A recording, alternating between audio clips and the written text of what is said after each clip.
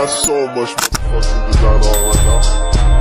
Bring it down, bring it back, make it come, bring that thing, hold back, I'm the guap, running that deep, bitches on my line, and you know. Assalamualaikum warahmatullahi wabarakatuh. Halo teman-teman, perkenalkan nama saya Lul Muftia Amrina. Saya dari Prodi Pendidikan Agama Islam kelas 2 PAIA. Alhamdulillahirabbil alamin wa bihi nasta'in wa ala umuri dunya waddin. Wassalatu wassalamu ala asyrafil anbiya'i wal mursalin sayyidina wa maulana Muhammadin wa ala alihi wa sahbihi ajma'in. Amma ba'd. Yang saya hormati Bapak Ishak Suryanugroho SPDI MSI selaku dosen pengampu mata kuliah Qawaidul Al-Fiqhiyah. Pada kesempatan kali ini, izinkan saya untuk memaparkan seputar materi atau beberapa materi yang akan saya paparkan yang meliputi pengertian, sejarah perkembangan Qawaidul Fiqhiyah dan juga 5 kaidah pokok dalam Qawaid Al-Fiqhiyah.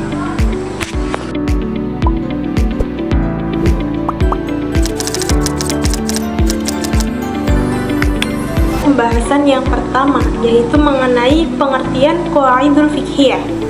Nah, dalam buku ini, buku Al-Qawaidul Fiqhiyah karya Dr. Kiai Haji Khairuddin MH. Nah, secara bahasa, kata qawaid ini merupakan bentuk jamak dari kata qaidah yang berarti dasar, pondasi, aturan, atau pondasi yang menjadi tempat berdirinya sesuatu.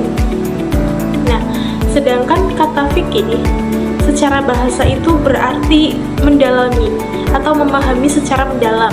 Dalam istilah syariat Islam, fikih itu diartikan sebagai ilmu yang membahas hukum-hukum syariat yang bersifat amaliyah atau praktik, yang diperoleh dari dalil-dalil yang terperinci seperti Al-Quran, hadis, ijma', dan juga qiyas.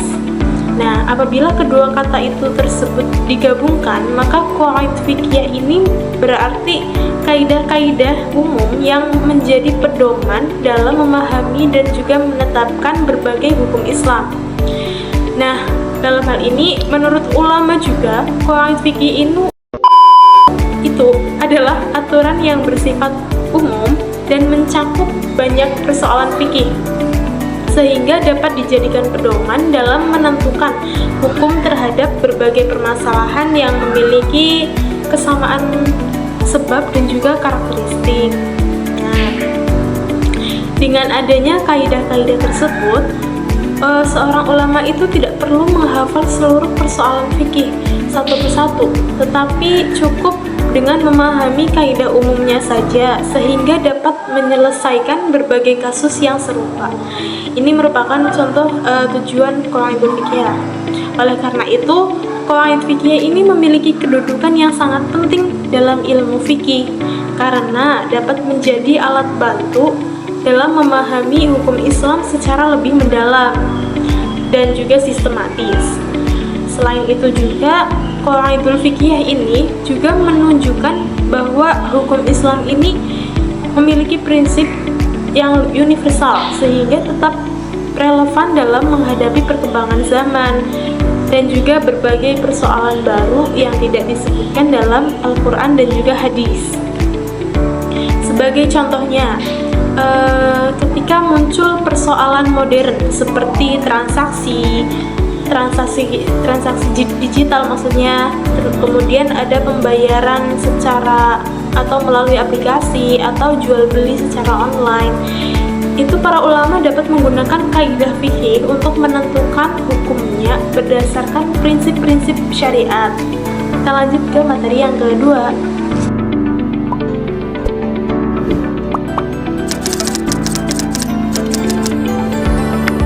Masuki sejarah perkembangan Qawaidul Fiqhiyah. Perkembangan Qawaidul Fiqhiyah itu tidak terjadi secara tiba-tiba, melainkan juga melalui proses yang cukup panjang. Nah, pada masa Rasulullah SAW, sebenarnya kaidah-kaidah fikih ini belum ditulis dalam bentuk ilmu tersendiri atau ditulis dalam bentuk tulisan. Namun, prinsip-prinsipnya sudah terdapat dalam Al-Quran dan juga hadis. Misalnya dalam sabda Rasulullah SAW yang berbunyi la doror wala biror. Artinya, tidak boleh melakukan perbuatan yang membahayakan diri sendiri maupun orang lain. Nah, hadis ini kemudianlah yang menjadi salah satu dasar lahirnya kaidah fikih tentang menghilangkan kemudaratan. Setelah Rasulullah SAW wafat, para sahabat mulai menghadapi berbagai persoalan baru yang belum pernah terjadi sebelumnya. Nah, dalam hal ini, beliau atau mereka dalam menyelesaikan masalah tersebut itu menggunakan pemahaman terhadap Al-Quran dan juga hadis, kemudian menarik prinsip-prinsip umum yang menjadi dasar penetapan hukum. Dalam buku ini dijelaskan ketika memasuki masa tabi'in dan imam-imam madhab seperti Imam Abu Hanifah, Imam Malik, Imam Syafi'i, dan juga Imam Ahmad bin Hanbal, itu pembahasan mengenai kaidah fikih ini semakin berkembang. Mereka menyusun berbagai hukum fikih berdasarkan metode istinbat yang sistematis, sehingga secara perlahan lahirlah kaidah-kaidah umum yang dapat diterapkan dalam atau pada banyak persoalan. Kemudian pada abad keempat Hijriah dan sesudahnya atau seterusnya, para ulama itu mulai menyusun kitab-kitab khusus mengenai qawaidul fiqhiyah. Di antara ulama yang terkenal itu yang menyusun qawaidul fiqhiyah ini adalah Imam As-Suyuti dengan kitabnya yaitu Al-Ashbah wa An-Nazair. Kemudian ada Ibnu Nujaym dengan kitab yang memiliki judul yang sama. Kemudian ada ulama-ulama yang lain yang mengembangkan ilmu ini. Nah, mereka ini mengumpulkan ribuan persoalan fikih, kemudian merumuskannya menjadi beberapa kaidah besar yang lebih mudah dipahami. Seiring perkembangan zaman, qawaid fikih ini menjadi salah satu cabang ilmu yang dipelajari oleh berbagai perguruan tinggi di Islam karena memiliki manfaat yang sangat besar dan juga dapat menjawab persoalan-persoalan yang kontemporer. Misalnya, persoalan ekonomi syariah, perbankan, teknologi informasi, transaksi digital, kesehatan, hingga persoalan sosial yang terus berkembang. Nah, maka dari itu dapat disimpulkan bahwa sejarah qawaidul fiqhiyah ini menunjukkan bahwa hukum Islam selalu berkembang mengikuti kebutuhan masyarakat tanpa meninggalkan dasar-dasar syariat. Mungkin seperti itu seputar sejarah perkembangan qawaidul fiqhiyah. Kita lanjut ke materi yang selanjutnya.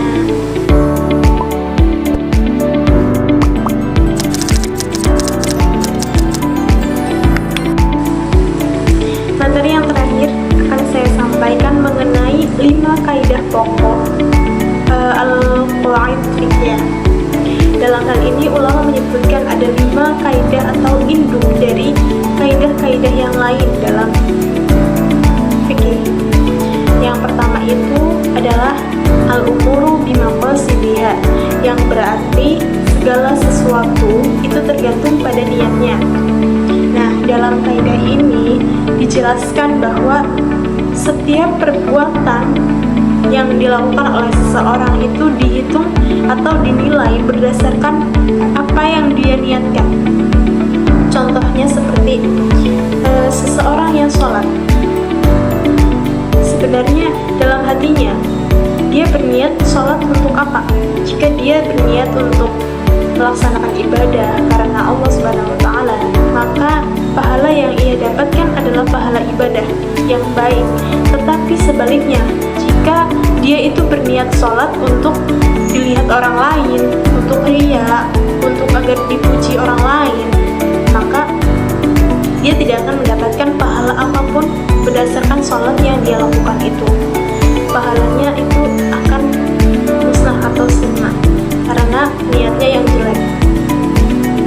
yang kedua itu adalah al-yaqinu la yuzalu bisyak, yang artinya keyakinan tidak dapat dihilangkan dengan keraguan. Dalam kaidah ini itu dijelaskan bahwa suatu hal yang sudah yakin dalam hati kita, tetapi kemudian muncul keraguan, itu yang akan diambil itu adalah keyakinannya. Sebagai contoh, seperti ketika seseorang sudah berwudu, kemudian melaksanakan sholat,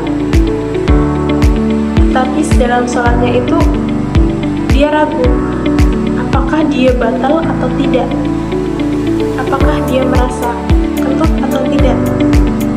Nah, dalam hal ini keyakinanlah yang akan diambil dari keraguan itu.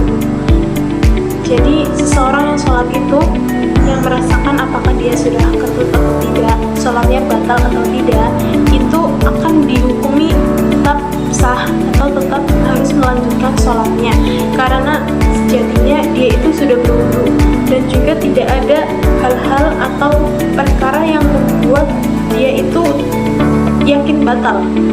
Seperti dalam Rasulullah SAW itu pernah bersabda, intinya beliau berbicara seperti ini, ketika kamu tidak mendengar atau mencium bau kentut, itu ketika tidak mendengar ataupun mencium baunya, itu akan sholatnya itu akan tetap sah atau tidak batal. Tetapi apabila lebih dominan pada keraguannya, maksudnya keraguannya itu sudah melebihi dari keyakinannya, itu maka batal. Karena apa? Karena keraguannya lebih besar daripada keyakinannya. Cuman dalam hal ini, jika dia masih ragu, misalkan sholatnya itu sah atau tidak, atau misalkan dia itu sudah berwudu atau tidak, padahal sejatinya dia itu sudah berwudu, tapi kemudian dia ragu, maka yang diambil adalah ketika dia sudah berwudu. Kemudian kaidah yang ketiga itu adalah al-masyaqqatu tajlibut taisir, yaitu artinya kesulitan dapat mendatangkan kemudahan. Nah, dalam kaidah ini itu dijelaskan bahwa suatu kesulitan itu dapat mendatangkan kemudahan, atau seperti ini contohnya, ketika kita berpuasa pada bulan Ramadan. Ketika itu seseorang yang berpuasa itu ternyata sakit, dia sakit keras dan harus meminum obat. Maka dalam hal ini digunakan kaidah tersebut, yaitu memberi keringanan pada seseorang yang sakit itu, yang sedang berpuasa, untuk tidak berpuasa atau untuk berbuka karena dia harus meminum obat. Nah, dalam hal ini Islam itu memberi keringanan dengan memberikan kaidah tersebut, tetapi dengan syarat jika dia sudah sembuh nanti akan diqadha puasa yang tadi sudah ditinggalkan, seperti itu. Kemudian contoh lainnya seperti berwudu pada orang yang sakit kulitnya atau memiliki halangan untuk berwudu, seperti tidak ada air, kemudian orang itu sakit kulit atau apapun yang membuat dia tidak boleh menyentuh air atau akan menjadi lebih buruk keadaannya jika menyentuh air. Maka dalam hal ini kaidah ini diperbolehkan atau kaidah ini itu bisa digunakan untuk menyelesaikan persoalan tersebut dengan menggunakan tayamum. Itu merupakan sebuah keringanan yang mana sesuai dengan kaidah ini, yaitu al-masyaqqatu tajlibut taisir. Nah, kemudian yang selanjutnya itu adalah ad-dararu yuzal. Kaidah yang keempat ya, ad-dararu yuzal, yaitu kemudaratan itu harus dihilangkan. Maksudnya seperti apa?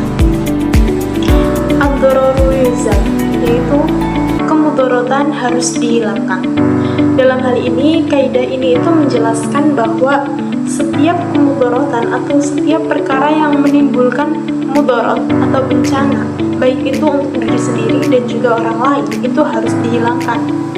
Seperti halnya adanya larangan, sanksi, dan juga hukum di Indonesia atau di negara seperti itu.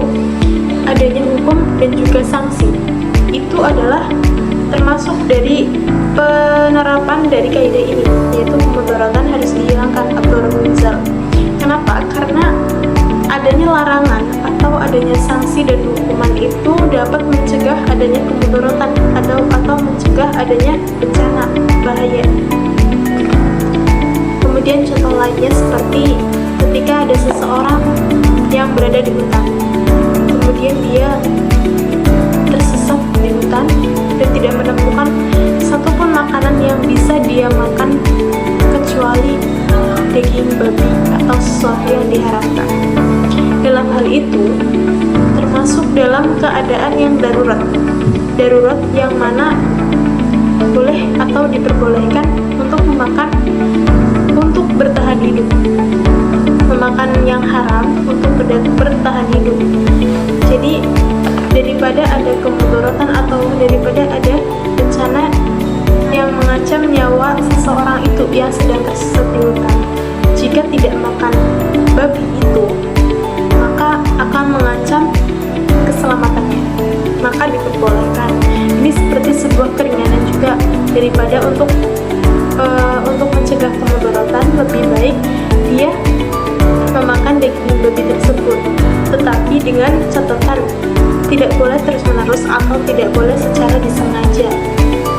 Itu kalau misalkan sudah lebih baik keadaannya, jangan makan lagi. Tentang kaidah yang terakhir, yaitu kaidah yang kelima, al-'adah al-muhakkamah. Nah, yang artinya adat kebiasaan itu dapat dijadikan sebagai hujah atau sumber hukum.